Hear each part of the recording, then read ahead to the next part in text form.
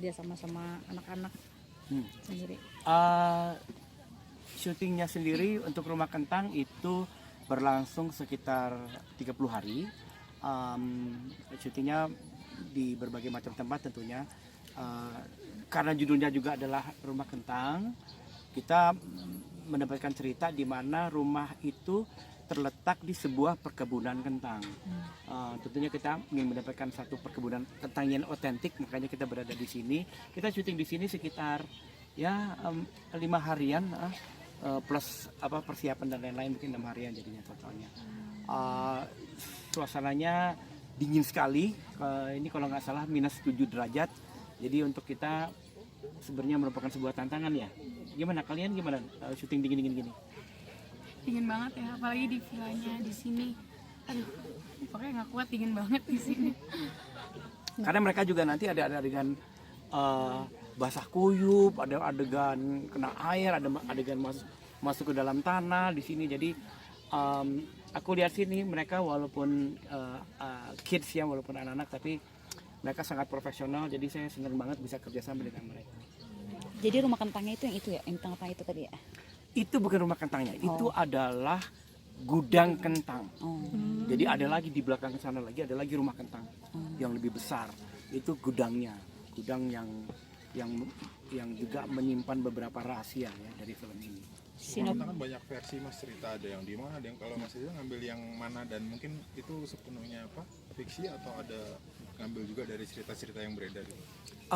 Sebenarnya basicnya mengambil dari cerita yang beredar, yaitu di mana bahwa mitosnya kan sebenarnya gini. Kenapa saya sangat tertarik dengan Rumah Kentang, karena tidak banyak legenda urban Indonesia yang memiliki judul depan rumah. Yang lainnya itu apa makhluk halus atau apapun gitu ya, atau keadaan atau kejadian. Tapi yang di depannya rumah itu hampir bisa jarang sekali, kecuali Rumah Kentang. Jadi menurut saya agak-agak dalam segi legenda urban agak eksklusif ya, maksudnya agak spesial gitu loh, bahwa Rumah Kentang sebagai sebuah legenda urban. Legendanya tentunya adalah bahwa kalau misalnya kamu mencium bau kentang di depan sebuah rumah, habis itu jangan hati-hati karena bakalan ada penampakan. Apakah dia akan ngikutin ke rumah atau apapun, tapi akan terjadi penampakan. Kita mengambil mitos itu bahwa bau itu yang akan melanjutkan sesuatu yang sangat tidak baik terhadap yang membaukannya.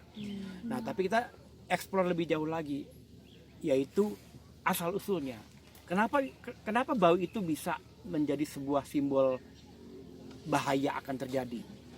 Nah, ini kita coba ngulik ceritanya, sehingga kalau misalnya nanti mudah-mudahan orang akhirnya nonton film ini dan akhirnya oh itu baunya karena itu gitu. Mas, kalau soal pemilihan jenis horor sendiri tadi sempat terucap dari Tian tuh pakai horor beneran katanya, maksudnya beda dengan horor yang lain gitu. Penampakan dalam arti hantunya tuh enggak yang jejeng tiba-tiba muncul secara nyata segala macam. Kalau Mas ini mengartikan horor yang beneran itu seperti apa, Mas?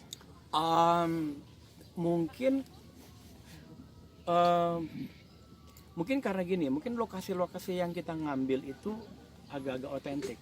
Dalam arti kata kita juga walaupun ada set design dan lain-lain, tapi kita coba untuk mengambil tempat-tempat yang otentik. Seperti misalnya ini gitu loh.